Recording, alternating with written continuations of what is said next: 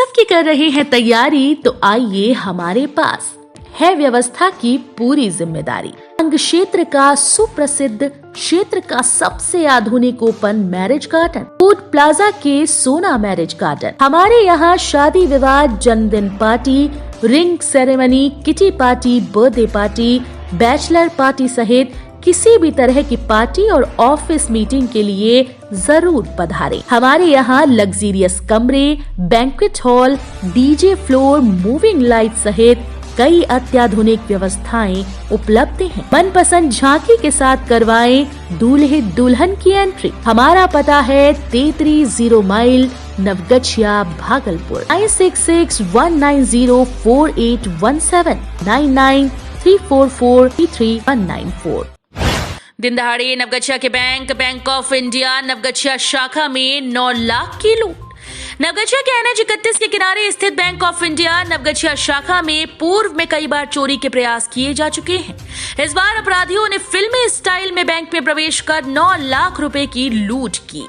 बताया जा रहा है कि 5 की संख्या में अपराधी बैंक में पहुंचे, हथियार दिखाकर ग्राहकों को एक तरफ किया।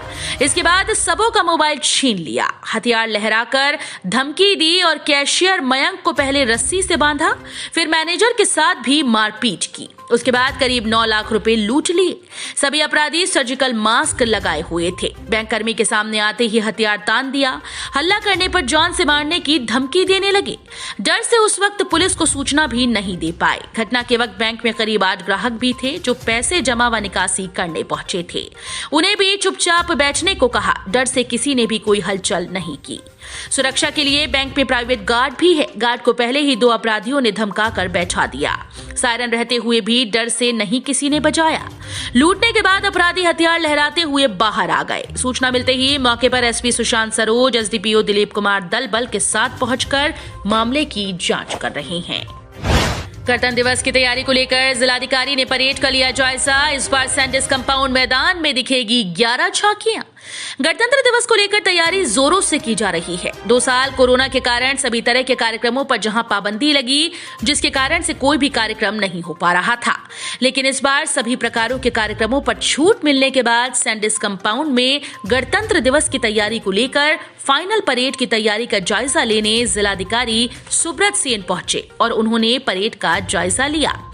वहीं जिलाधिकारी ने बताया कि इस बार 11 झांकियां निकाली जाएंगी और भीड़ के मद्देनजर भी सुरक्षा के पुख्ता इंतजाम किए गए हैं। वहीं जिलाधिकारी ने परेड कर रहे जवानों के प्रदर्शन को बेहतर बताया। ग्राम रक्षा दल पुलिस मित्र के द्वारा गणतंत्र दिवस और सड़क सुरक्षा को लेकर निकाली गई जागरूकता रैली। समाहरणालय के सामने से ग्राम रक्षा दल सह पुलिस मित्र के द्वारा गणतंत्र दिवस और सड़क सुरक्षा को लेकर जागरूकता रैली निकाली गई।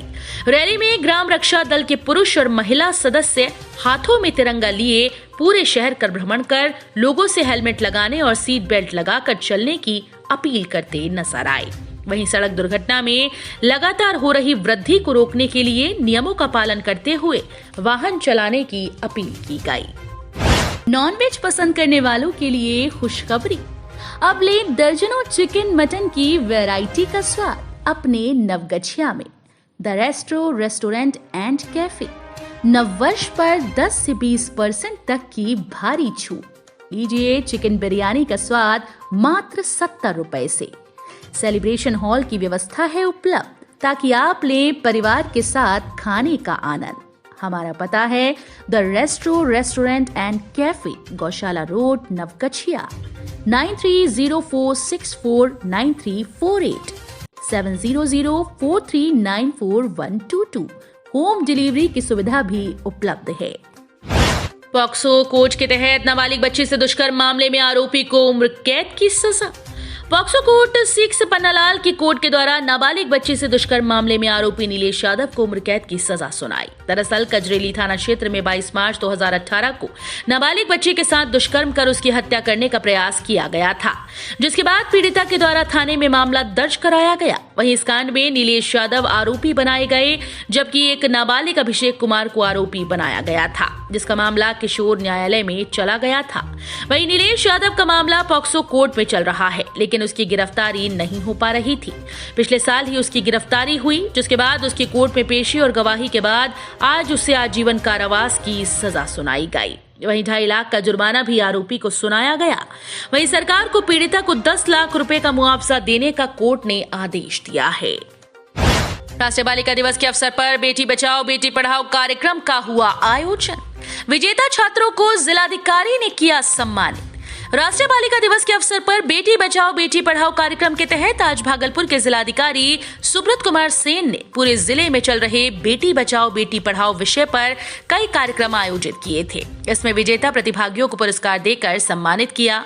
साथ ही जिलाधिकारी सुब्रत कुमार सेन ने कहा कि आज राष्ट्रीय बालिका दिवस के अवसर पर बेटी बचाओ बेटी पढ़ाओ कार्यक्रम के तहत बच्चों को जागरूक करने के लिए ये कार्यक्रम आयोजित किया गया है और सरकार की इस योजना के तहत बच्चे लाभ लें, यही हम लोगों का मुख्य उद्देश्य है। इस कार्यक्रम में कई स्कूल के बच्चों ने भाग लिया। गौरैया के संरक्षण को लेकर गौरैया गोष्ठी व घोंसला वितरण कार्यक्रम का हुआ आयोजन। भागलपुर में आज हमारी गौरैया, एनवायरमेंट वॉरियर्स, भारतीय वन्यजीव संस्थान, सृष्टि गंगा प्रहरी पर्यावरण एवं जन कल्याण सोसाइटी के संयुक्त प्रयास से प्रोजेक्ट चहचहाहट के तहत गौरैया संरक्षण पर गोष्ठी व घोंसला वितरण कार्यक्रम के तहत चर्चा हुई और निःशुल्क घोंसलों का वितरण किया गया।